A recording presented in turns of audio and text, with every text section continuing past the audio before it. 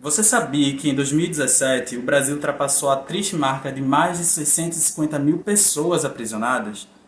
E que a estimativa para 2021 é de que esse número supere os 750 mil. Isso tudo em menos de 4 anos, minha gente. Em Pernambuco, são mais de 33 mil pessoas em situação de cárcere. O nosso estado figura em terceiro lugar no ranking nacional de estados com superlotações nas unidades prisionais, com uma taxa acima de 140%. É a terceira maior taxa do país. No Recife, o dia 20 de junho foi instituído como Dia Municipal de Luta contra o Encarceramento da Juventude Negra. A data especial foi proposta através de projeto de lei do vereador Ivan Moraes do PSOL.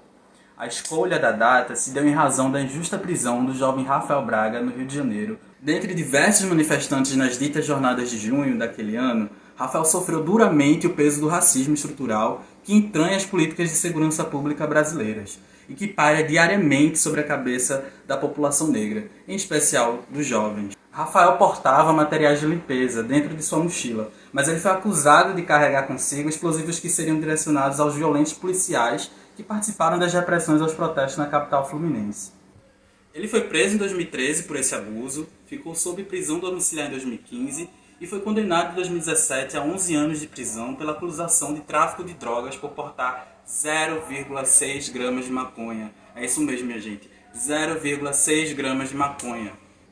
Pois é, o problema que vivemos em relação à segurança pública no nosso país não é, nunca, por acaso. A luta contra a violência policial no Brasil acontece desde muito tempo.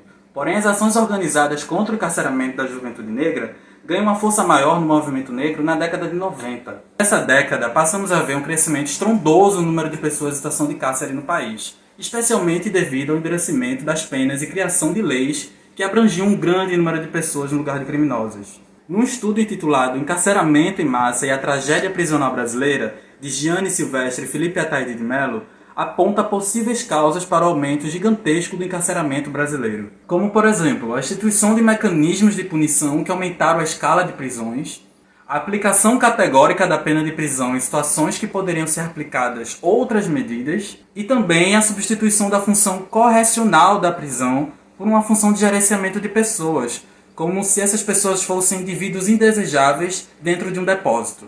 Os autores citam que a promulgação da Lei dos Crimes Hediondos em 1990 impôs limites ao progresso de regime e, como consequência, aumentou o período de regime fechado do detento ou da detenta.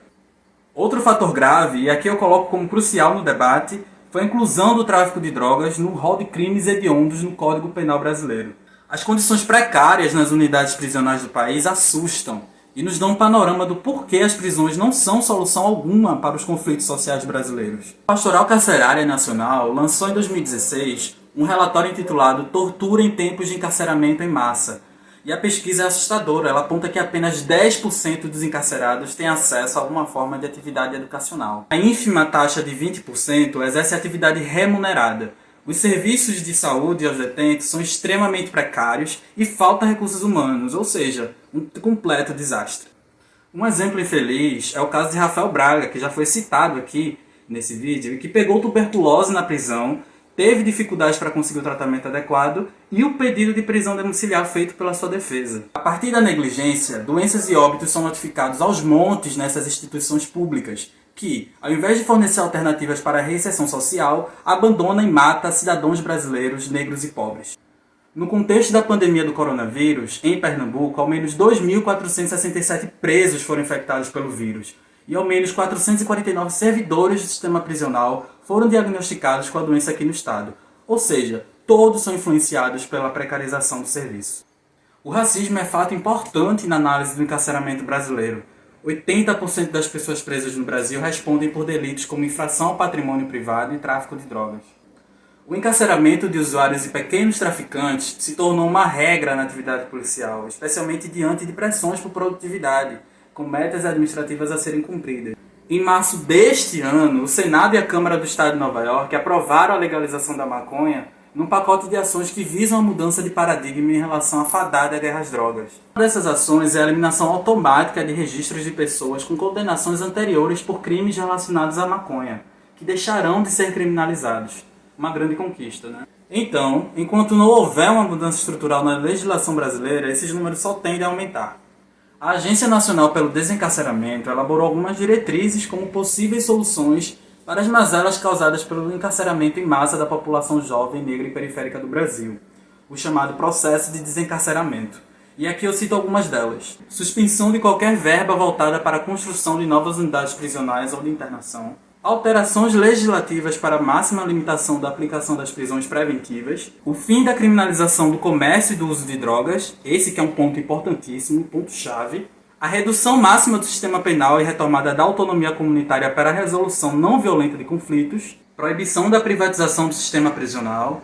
Prevenção e combate à tortura. Desmilitarização das polícias e da sociedade, entre outros tópicos. Eu encerro esse vídeo com essa fala de Angela Davis em 2017, quando ela veio aqui para o Brasil participar do encontro na UFBA, Universidade Federal da Bahia. Ela disse o seguinte: a abolição do sistema carcerário nos convida a pensar a construir uma sociedade onde não haja racismo, sem estruturas heteropatriarcais, sem estruturas capitalistas, onde há educação livre e acesso gratuito ao sistema de saúde. Portanto, eu convido todas e todos que chegaram até aqui ao final desse vídeo para se somar à luta contra o encarceramento da juventude negra. É uma luta importantíssima e eu espero que todos nós estejamos cientes do papel que temos nesse momento tão crucial no rumo do país.